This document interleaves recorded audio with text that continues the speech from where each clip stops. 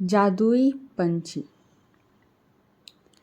एक बार की बात है, घने जंगल के बीच बसे एक छोटे से गांव में लिली नाम की एक युवती रहती थी। वह अपनी दयालुता और छोटे बड़े सभी प्राणियों के प्रति अपने प्रेम के लिए जानी जाती थी। उसने अपना अधिकांश समय जंगल में भटकने, उसके रहस्यों को जानने और प्रकृति की सुंदरता को निहारने में बिताया। एक दिन जंगल में भटकते हुए लिली को एक घायल पक्षी जमीन पर पड़ा मिला। उसने सावधानी से उसे उठाया और वापस अपनी कुटिया में ले गई। उसने चिड़िया के घावों की मरहम पट्टी की और उसकी देखभाल कर उसे फिर से स्वस्थ कर दिया। दिन हफ्तों में बदल गए और पक्षी लिली की देखरेख में मजबूत और मजबूत होता गया। वह अपने दैनिक दिनचर्या के बारे में जानने के दौरान उसके कंधे पर बैठ जाती थी और वे एक दूसरे से बातें करने में घंटों बिता देते थे। एक दिन चिड़िया ने लिली से साफ और स्पष्ट आवाज में बात की।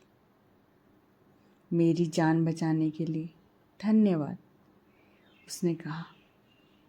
मैं सिर्फ कोई पक्षी नहीं हूँ, मैं एक जादुई पक्षी हूँ। मेरे पास आपको 3 इच्छाएं देने की शक्ति है। उनका बुद्धिमानी से उपयोग करें, क्योंकि एक बार उनका उपयोग किया जाता है तो उन्हें वापस नहीं लिया जा सकता।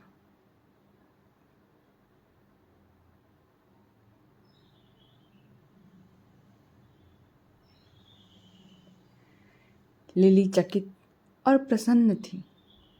उसने लंबे समय तक और कठिन सोचा कि उसे क्या चाहिए।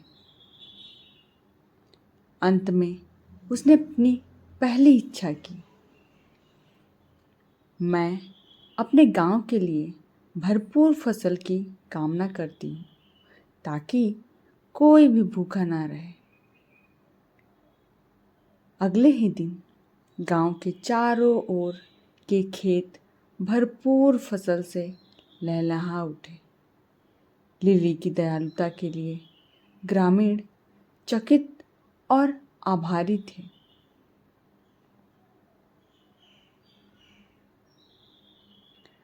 अपनी दूसरी इच्छा के लिए लिली ने सभी प्राणियों की भाषा को समझने की क्षमता की कामना की और ठीक उसी तरह वह पक्षियों की चहचहाहट, मधुमक्खियों की भनभनाहट और पत्तों की सरसराहट को समझ सकती थी।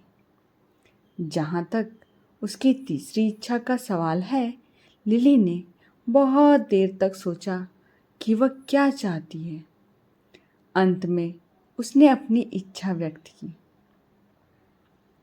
मैं हमेशा प्यार और खुशी से घिरी रहना चाहती हूँ।